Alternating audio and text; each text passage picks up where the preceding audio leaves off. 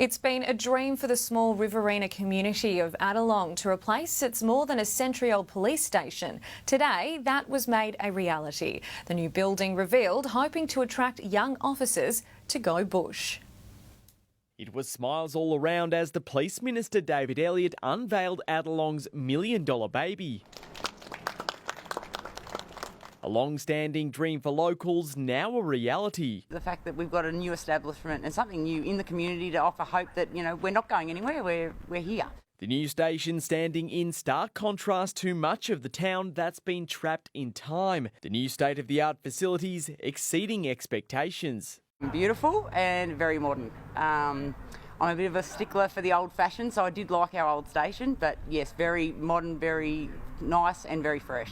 The new build is well overdue for the community. The previous police station stood for 159 years. The redevelopment, a long-standing promise by the local member. For the community, this is a strong presence on the main street, and that will be very important for safety and security.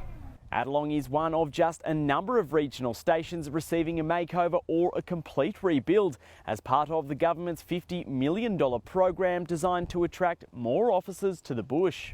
I think that's important that the communities in regional New South Wales see that their taxes are being returned to those communities. Combined with the fact that what a wonderful region we live in is an incentive for people to come here. Bill Ormond, 9 News.